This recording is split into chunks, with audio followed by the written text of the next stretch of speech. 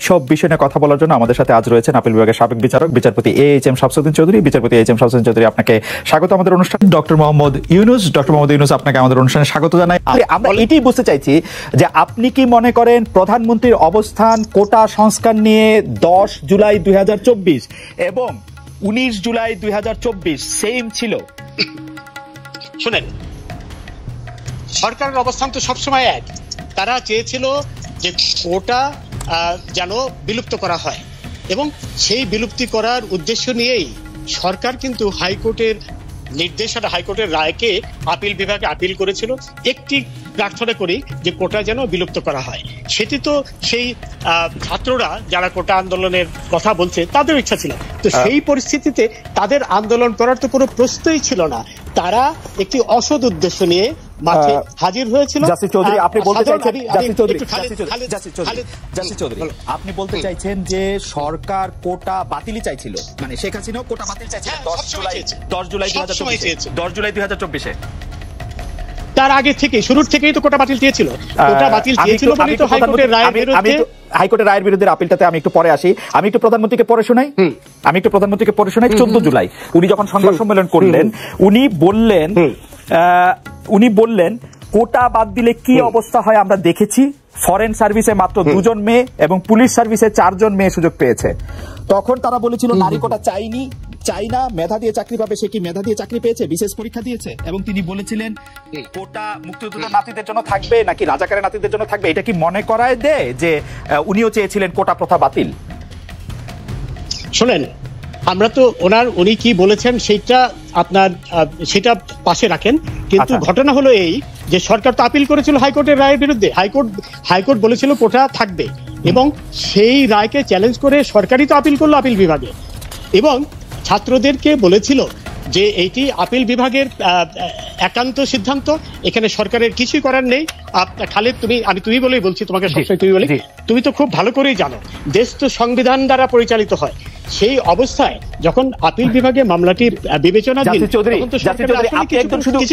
শুধু বিচারকই না, সর্বোচ্চ আদালতের একজন জুরিস্ট বটে, কিন্তু আপনি কি সত্যি এটি বলছেন যে সরকার এটি চেয়েছিল?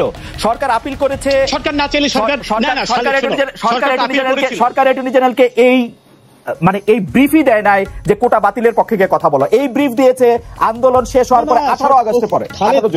প্লিজ তুমি পিটিশনটা দেখো। পিটিশনের অ্যাটর্নি জেনারেল সর্বোচ্চ আইন কর্মকর্তা গেছিল, সেখানে কোনো ডেপুটি অ্যাটর্নি জেনারেল বা অতিরিক্ত অ্যাটর্নি জেনারেল যায়নি। সেখানে আপিল করেছিল সেই হাইকোর্টের রায়, অর্থাৎ কোটা বাদ করার প্রার্থনা নিয়ে আপিল করেছিল। তো এই ঘটনার পর তো এই ব্যাপারে আর দ্বিমত পোষণের কোনো অবকাশই থাকে না।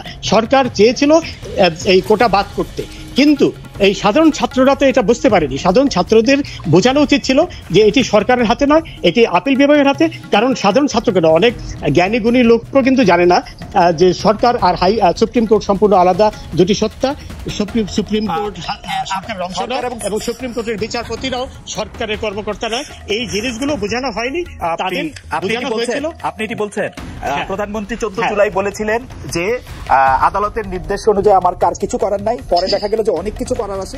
18 জুলাই অ্যাটর্নি জেনারেলকে বলা হলো যে স্পেশালি ছুটির দিনে এসে এগিয়ে নিতে। আমি বলি আনিসুল সাংবাদিক বললেন কবে? 18 জুলাই বললেন। শোনো খালেদ, না যেদিন না, তার আগে তো হাইকোর্টের রায়ের কপি না পাওয়া পর্যন্ত তো সেই সুযোগ ছিল না। হাইকোর্টের রায় পাওয়া গেল 14 জুলাই পাওয়ার পরে ইমিডিয়েটলি তারা এগিয়ে নিয়েছে। কিন্তু ইমিডিয়েটলি না, 18 জুলাই নিয়েছে জাসির চৌধুরী। 18 জুলাই এগিয়ে নিয়েছে। আগে 18 জুলাই আগিয়ে নিয়েছে। যখন এটি তো একটা প্রক্রিয়ার ব্যাপার। হাইকোর্টের রায় পেল, সেটি জমা দিল, সেখানে তারা লিভ টু অ্যাপিল অ্যাপ্লিকেশন করতে হলে এটি একটি প্রক্রিয়ার ব্যাপার। কিন্তু তারা তো আর আপিল বিভাগের রায় তো আর খণ্ডন করেনি বা করতে পারে না। খণ্ডন করলে তো তারা আদালত অবমাননার দায়ে অভিযুক্ত হতো। যে রায় দেওয়ার আগে রায়টি হয়েছে 21 জুলাই। প্রধানমন্ত্রী 17 জুলাই জাতির উদ্দেশ্যে ভাষণে কি করে বললেন যে তোমাদের রায় পছন্দ হবে তোমাদের? না না, আশা করি পছন্দ হবে এই কথা এখানে কথা হলো। হ্যাঁ, বলেছেন যে তোমার রায় পছন্দ। প্রধানমন্ত্রী তো আর হাইকোর্ট সুপ্রিম কোর্ট পরিচালনা করে না, তাই না? কথা হলো এই কথা তো মনে হচ্ছে যে না, মোটেও প্রধানমন্ত্রী ওই ধরনের কোনো কথাই বলেনি, এইভাবে টুইস্ট করাটা তো ঠিক না। শোনো, এইখানে কথাটা হলো যে সরকারকে তো অপেক্ষা করতে হয়েছে যে সুপ্রিম কোর্ট কি বলে, এর বাইরে তো কিছু করার ছিল না। এর বাইরে করা মানে সংবিধানকে ই করে দেওয়া, এটা একটা বিদ্রোহের মতো, সংবিধানের বাইরে কিছু করা। জাস্টিস চৌধুরী, আপনি প্রধানমন্ত্রীর কথা শুনবেন না, আপনি কি আইনমন্ত্রীর কথা শুনবেন? আইনমন্ত্রীটা তো আমি দেখবো ডকুমেন্ট, প্রধানমন্ত্রী কি বলেছে সেটা তো না, আমি দেখবো ডকুমেন্ট। অ্যাটর্নি জেনারেল আপিল বিভাগে ব্রিফ ছিল না, এই মামলাটি পরিচালনা করার ব্যাপারে ব্রিফ ছিল না। অ্যাটর্নি জেনারেলের ব্রিফ ছিল কোটা রাখার পক্ষে। Attorney general, listen Khaled, don't confuse things, বুঝছো? অ্যাটর্নি জেনারেল যে পিটিশনটা করেছে সেই পিটিশনের কপি আমি দেখেছি। সেই পিটিশনে তারা চেয়েছে যে হাইকোর্টের রায় বাতিল করা হোক, এবং সেটি ছিল তাদের পিটিশনের কথা যখন লিভ টু অ্যাপিল করলো, সেই একদম শুরু থেকেই। এবং অ্যাটর্নি জেনারেল বারবার বলছিল যে এইটাই নিয়েই আমরা অ্যাপিলের ডিভিশনে যাচ্ছি, আইনমন্ত্রী বলেছে এটা নিয়ে। আমি তো ডকুমেন্টের কথা বলবো, ডকুমেন্ট বলছে যে সরকার প্রথম থেকেই, এবং ইনফ্যাক্ট এই মুখের কথা আপনি গুরুত্ব দিবেন না, শেখ হাসিনার মুখের কথা আমি সেখানে যাচ্ছি না, যাওয়ার কোনো সুযোগও নেই। আমি দেখবো ডকুমেন্ট কি বলে। ডকুমেন্ট পরিষ্কার ভাষায় বলে, শেখ হাসিনা পরিষ্কার ভাষায় সংবাদ সম্মেলনে বলছেন যে তিনি কোটা চান, আর তার অ্যাটর্নি জেনারেলকে বলছেন যে কোটার বিরুদ্ধে গিয়ে লড়াই করো। না, আপিল বিভাগে কি দরখাস্ত করেছে সেটা আমি দেখবো, সেটা হলো ডকুমেন্টেড ব্যাপার। সেখানে অত্যন্ত স্পষ্ট ভাষায় তারা চ্যালেঞ্জ করেছে হাইকোর্টের রায়, বলেছে যে হাইকোর্টের রায় বাতিল করা হোক। সেটাই ছিল একেবারে শুরুর থেকে, সেটাই ছিল বড় কথা। এবং আমাদের একটু বলবেন যে আপনি যে ডকুমেন্টটা দেখেছেন, অ্যাটর্নি জেনারেল ব্রিফ রেডি করেছেন, যে আপিল রেডি করেছেন, সেটা কত তারিখে করা? এইটা যেদিন করলো, লিভ টু অ্যাপিলের দরখাস্ত করলো আগে থেকে, 18 জুলাই প্রথম তো করলো সিএমপি, 18 করলো না, তারও আগে সিএমপি যেদিন করলো সেই দিন 14 জুলাই আগে তো সিএমপি করা সম্ভব না। 14 জুলাই রায়ের সার্টিফিকেট আপনি পাইলেন না। না, শোনো খালেদ, আপিল কেন করলো? যদি এটাই হয় তাহলে তো হাইকোর্ট আপিল করার প্রয়োজন ছিল না, চাপে পড়ে আপিল করতো না তো। না, চাপে পড়ে আপিল, এই চাপ সৃষ্টি হওয়ার অনেক আগেই আপিল করেছে সরকার। আপিল করার তো একটা সময় থাকে, সেই সময়সীমার মধ্যে তখন কিন্তু এইসব সৃষ্টি হয়নি। এইসব শোনো, অত্যন্ত স্পষ্ট যে একটি কুচক্রী মহল, যে 71-এর পরাজিত অপশক্তি বিএনপি, শিবির, জামাত, এরা মিলে এই ঘটনাটি ঘটিয়েছে, এই পরিস্থিতি সৃষ্টি করেছে একই উদ্দেশ্যে, সরকার পতনের কারণ ঘটানোর জন্য। যেটি তারা গত বছর অক্টোবরে।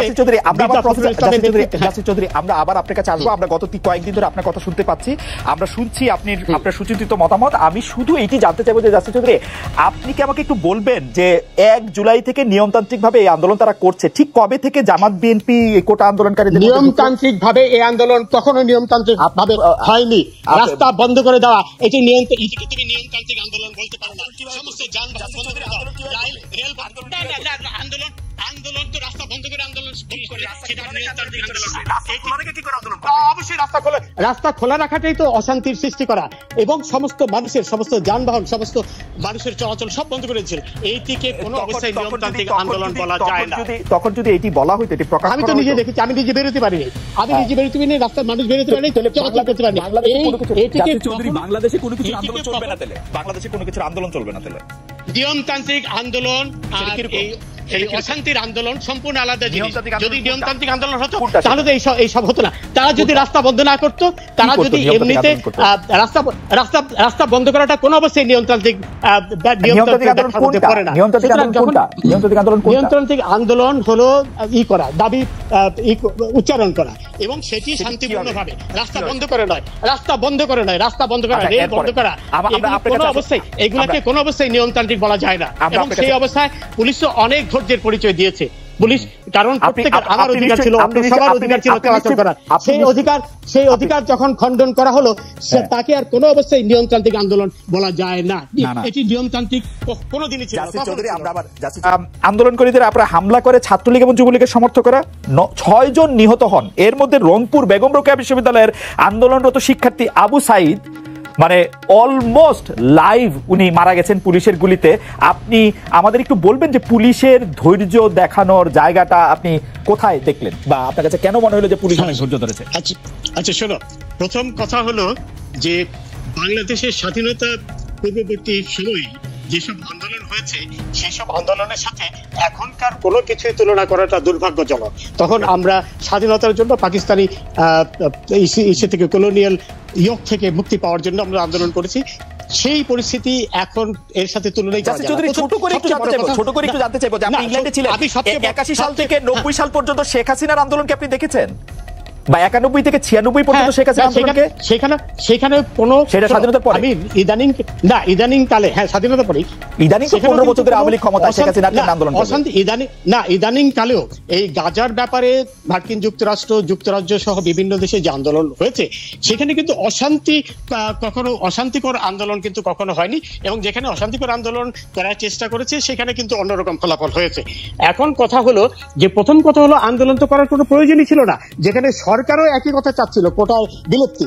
এবং এখানে আমি একটু কথা বলতে চাই খালেদ, যেদিন অ্যাটর্নি জেনারেল যেদিন চেম্বার আদালতে গেলেন বিচারপতি এনায়েতুর রহিমের চেম্বারে, সেদিন কিন্তু উনি এই কথাটাই বলেছিলেন যে হাইকোর্টের যে আদেশ সেটিকে স্টে করে দেওয়া হোক।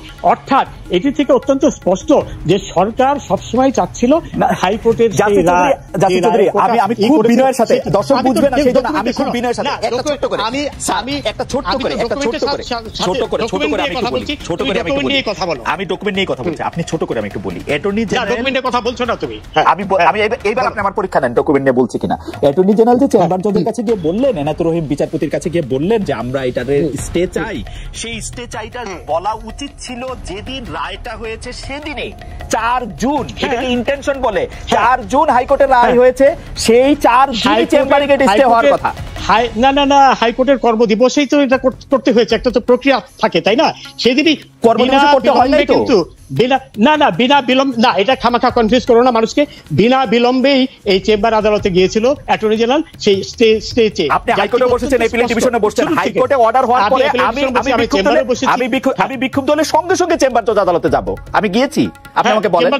শোনো, হ্যাঁ গিয়েছেন আদালত। 4 জুন রায় হয়েছে, 4 জুন রায় হয়েছে, 18 জুলাই গিয়েছে না, 4 জুন রায় হয়েছে, 18 জুলাই। এর মধ্যে ছুটি একটা প্রক্রিয়া থাকে, কিন্তু দরখাস্ত তৈরি করতে হয়। চেম্বারে যে কোনো সময় যাওয়া যায়, চেম্বারে যে কোনো সময় যাওয়া যায়, একটা তো প্রক্রিয়া আছে, তাই না?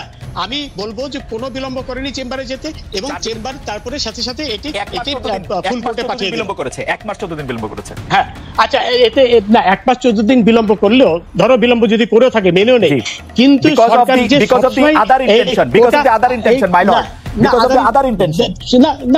শুনো, যদি আদার ইন্টেনশন থাকলে তো আপিলই করতো না। আপিল করে প্রমাণ করেছে যে তারা না, তখন চাপ মোটেও সৃষ্টি হয়নি, চাপ অনেক পরে সৃষ্টি হয়েছে। আপিল করতে তো অনেক, আপিল করার জন্য তো ড্রাফট করতে হয়েছে, পিটিশন করতে হয়েছে, সিএমপি করতে হয়েছে, এগুলো তো অনেক আগেই হয়েছে। চেম্বারে যেতে 2 মিনিট লাগে, 2 মিনিট। এই জিনিস চেম্বারে যেতে 2 মিনিট লাগে, 2 মিনিট না, হ্যাঁ 2 মিনিট। তারা যেটা করেছে এখানে কোনো বিলম্ব করেছে, আমি আপনি দুজনেই দেখেছি, হাইকোর্টে অর্ডারের পরে 2 মিনিটের মাথায় চেম্বারে যেতে আমি আপনি দুজনেই দেখেছি। হ্যাঁ, কিন্তু এই যে সিএমপিটা করেছে, সিএমপির ভাষাটা কি? সিএমপির ভাষা আপনি চেম্বারে স্টপ করতেন, হাইকোর্টে না, চেম্বার স্টপ করার চেম্বার তো স্টপ করার চেষ্টা করেছে, কিন্তু চেম্বার তো এটা করেনি। চেম্বার এটা ফুল কোর্টে পাঠিয়ে দিয়েছে। সুতরাং এটা কেন মানুষদের করছো, কনফিউজ করছো? আমি চেম্বার শুনেছে, এটা শোনার পরে ফুল কোর্টে পাঠিয়ে দিয়েছে, যেটা ফুল কোর্টে চলে গেছে। সুতরাং এবং সিএমপি যখন করলে সিএমপির ভাষাটা তো চাই যে হাইকোর্টের রায়কে